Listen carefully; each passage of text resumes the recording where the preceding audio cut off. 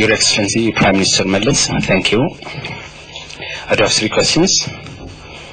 Last time in your report to the Parliament, you've mentioned about the shortage of foreign currencies that the country faced, and you told us that your government is doing to address the problem. What can you tell us about the efforts the government is making to address the problem? The second question is, recently EPRDF in its assembly announced that it will focus on the manufacturing industry, especially on the capacity building. How do you rate the viability of this choice for the country's economy? The third and my last question is, as you are well aware, concerning the Gilgil-Gibey Street project, a lot of views have been surfaced, and some say there is no enough environmental impact assessment. Others say it has been done very well. So what's your view in this regard, and what would you tell us concerning from the feedback you've had from the Kenyan side? Thank you. Well, in terms of availability of foreign exchange, the economy as a whole is structurally a foreign exchange deficit. It's, after all, a developing country. And therefore, on balance, it would be natural if we were to import savings. In other words, if we were to import capital.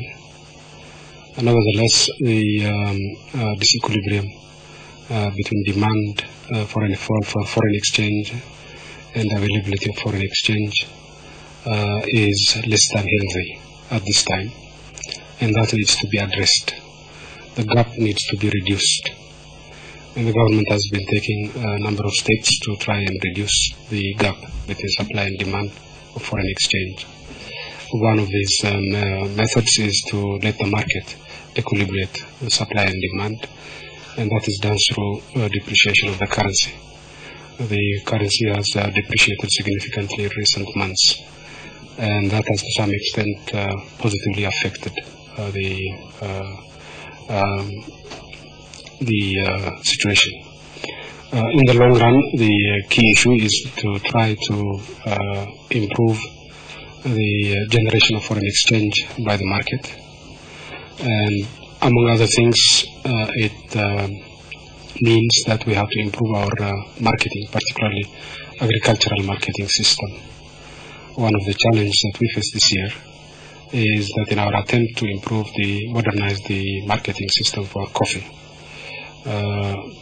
people who have vested interest in the previous system have been acting in a manner that would sabotage our efforts to improve the marketing system, and that has affected the performance of our export sector.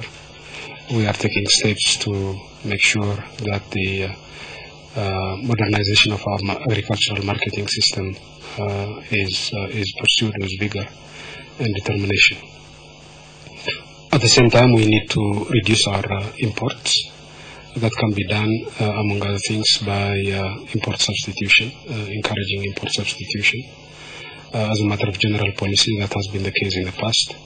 We need to do more in that sense. So we need to do more to generate foreign exchange, both through agriculture and industry, and we need to reduce our imports. We are tackling the problem structurally on both ends, on the supply and demand end.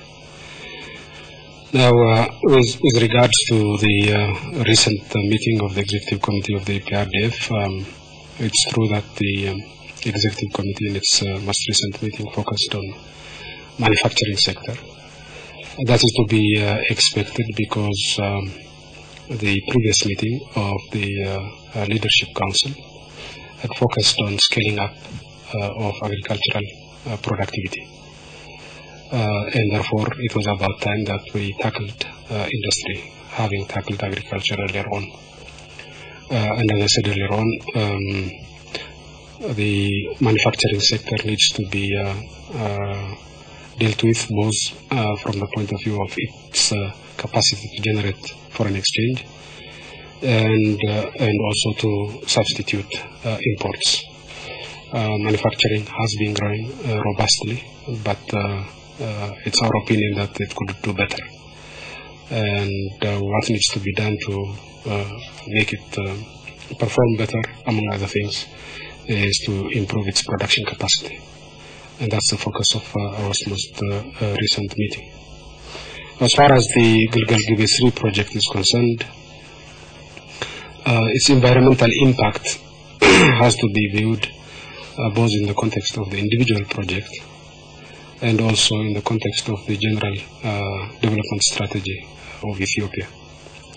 The general development strategy of Ethiopia is designed to ensure a carbon neutral development or green development program in Ethiopia.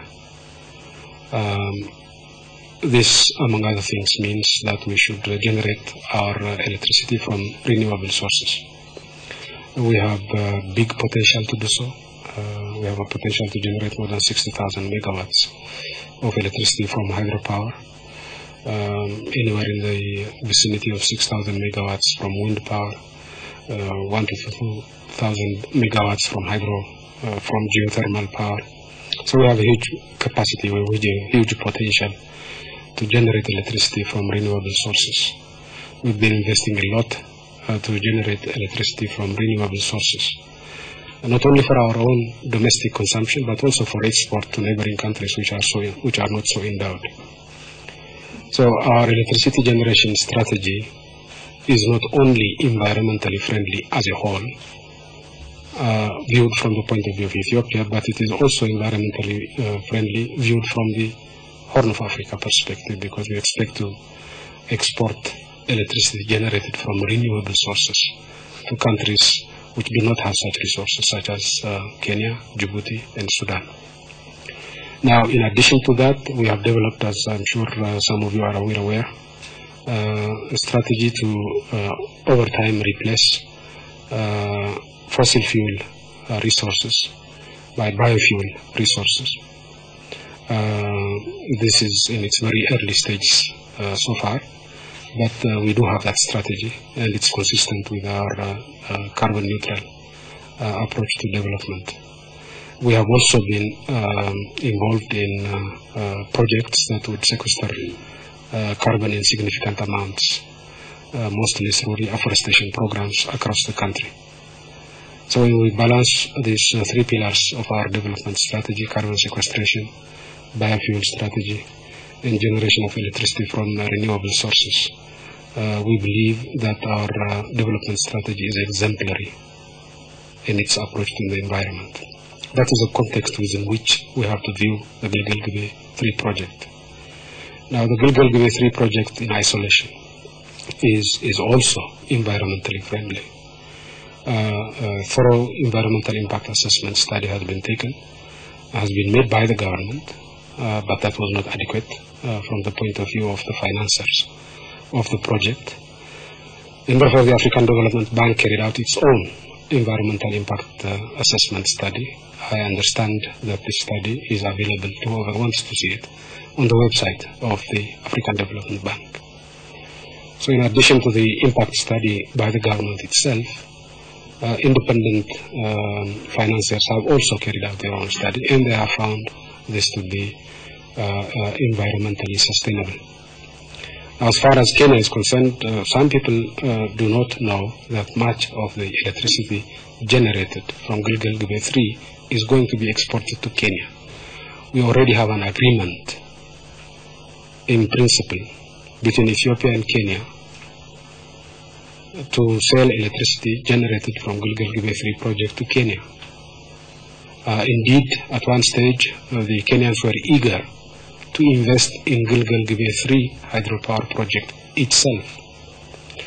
They wanted this project to be carried out on the basis of a joint venture between Ethiopia and Kenya.